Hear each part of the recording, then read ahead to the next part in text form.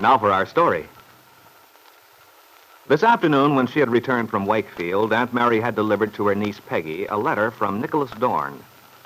Knowing what the contents of the letter must be, since she had had a long talk with the young man, Mary Lane had left Peggy alone to read it, had gone into the kitchen with her son.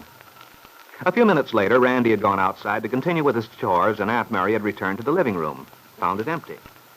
Realizing that Peggy must be upstairs, Aunt Mary had gone up to Peggy's bedroom. Peggy? Peggy? May I come in, dear? Yes, of course, Aunt Mary. I thought perhaps this would be a time when we should have a little chat. Sit down over there by the window, Aunt Mary. Sorry, my room's sort of in a mess, but you see, I'm putting things away. Yes, I see you are. Your wedding dress. I won't be needing it now. Strange, but there's something awfully sad about packing away a wedding dress. It's such an important moment, really. I suppose even if one's been married in it, there's a little feeling of regret. But if one hasn't... Peggy, I hope Nicholas's letter didn't make you unhappy. He was afraid that you might not understand. Oh, it isn't that, Aunt Mary. I think I understand well enough. But just the same, you have to get used to the change. After you've made plans, thought your life was all settled. Yes, I know, dear. It's difficult for you. Especially right at first. About the wedding invitations, I suppose I can send out little notes explaining. Mm-hmm. And then the present... Oh, people will understand. We just send them back with a few words thanking them for their thoughtfulness. I'd be glad to help you with it if you'd like me to. That's nice of you, Aunt Mary. Nicholas hated to think of your having to go through all this, dear. But he did feel it was really better this way. He had to do what seemed right to him. You see that, don't you? Oh, yes. And I don't mind this part of it, the details. I'm just sorry it had to be like this, for his sake. Would you like to read his letter, Aunt Mary? If you like, dear. But I think I know just about what he said. Nicholas and I had a long talk this morning. The main thing worrying him was that you might be unhappy, even temporarily. Although he was sure in the final analysis you'd be much better off. And I think he was right. I'm honestly glad it turned out this way. Glad, Peggy? Yes, I am. I mean, for Nick's own sake. Oh. Well, dear, I believe in the long run it is much better. For both of you. Nicholas didn't say much about his plans for the future. Did he mention anything to you? What's he going to do now? No, not a great deal. But I had the impression he felt very differently about things, about life in general, since he came here to Wakefield. It was a new experience to him, you know, living in a little town like this, sharing the problems that came up. He says he feels much enriched because of it. Well, in a way, Aunt Mary, the best thing that came out of the whole business was Nick's getting to know you. You helped him so much. And, you see, Nick had a sort of hit-and-miss childhood. From what he told me, I gathered he never did have much home life. That's why he used to love coming out here so much. Talking to you and kidding with Randy and Lefty. It made him feel as if he belonged somewhere. That makes me very happy, dear. I only hope he finds a place of his own someday, where he really feels happy. Yes, indeed. So do I.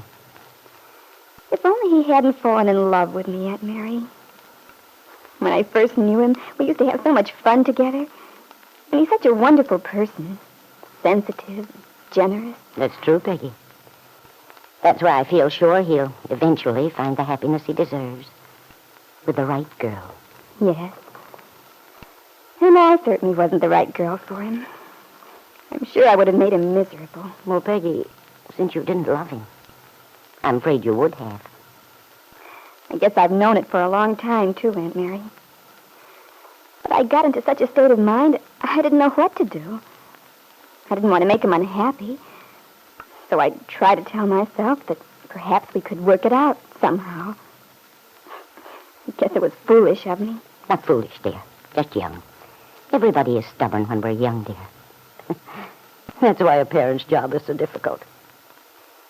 We want so much to tell you children what is best, knowing from our own experience. But we can't force our opinions on you. We can only advise and pray that you will be given the wisdom to do the right thing before you make a mistake that can't be undone. I want you to stand up for what you think is right.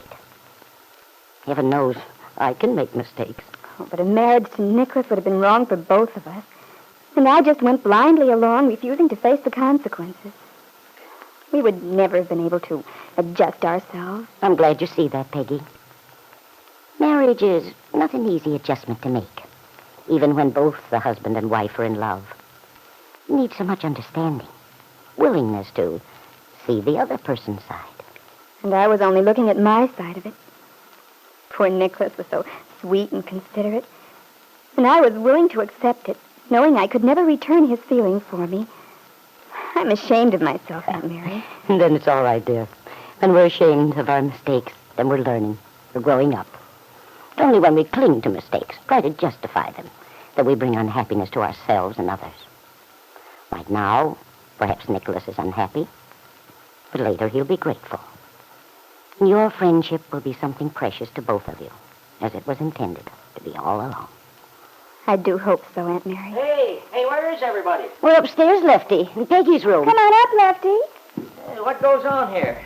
You two having a coffee clutch? Just catching up on a few things, Lefty. Randy with you? No, he's outside. I just talked to him and told him the big news. What big news, Lefty? You're all excited about something. Yeah, I guess I am.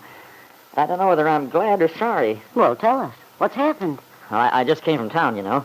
I ran into, what's his name, that bailiff from over at Huntsville? Oh? Yeah. He told me something that really gave me a jolt. You remember when you and Lisa came into the courtroom, Aunt Mary, the last day of the trial? Yesterday. Good Lord, so it was. Only yesterday. Somehow it seems longer ago than that. Seems longer to me, too, Lefty. Well, anyway, when George Willoughby announced the recess, Kitt Calvert scrammed out, remember? She wasn't there later when the judge asked if she had any statement to make. Farnsworth floundered around trying to explain. Yes, Lefty, but what about it? Kitt's gone. She left the courtroom right after that, and nobody's seen her since. Now, wait, Lefty, you mean Kitt didn't go home? Didn't go back to Ben Calvert's yesterday? Nope. Nobody's seen hide nor hair of her since then. Goodness, that is strange. I don't know about being strange, honey. You see, Judge Willoughby intends to have her cited for perjury. The way I figured it, Kitt knew darn well when she saw Aunt Mary come in with Lisa, she knew the jig was up then and there. So she ups and takes a powder.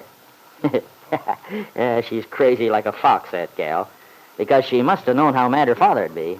Yeah. Ben would be bound to be provoked after what happened. Provoked? Why, Aunt Mary, I'll bet he's so hopping, all fired mad he can't see straight. Kitt's made him look like 2 cents, and don't think he doesn't know it. But, Lefty, has Kitt actually disappeared? Doesn't anyone know where she is? Not a single clue. She took that fancy green Lincoln Roadster of hers and cleared out, that's all. Well, They've been looking for her, all right. But so far, they haven't been able to pick up her trail. My theory is she probably drove somewhere, to some town around here, parked her car in a garage and hopped a train to New York. she might have, Lefty. Or else, Or else what, Aunt Mary? nothing. I was just wondering. And a few hours later, a long green roadster sweeps around the curved driveway, parks before a fashionable Florida hotel. A young woman gets out, her face haggard from strain and fatigue. It is Kitt Calvert, who enters the lobby, goes straight to the house phone, and asks for Paul Cromwell. But I wonder, Kitt, if Paul, to whom you lied, Paul, whom you tricked and deceived, will be willing to help you now that you need him.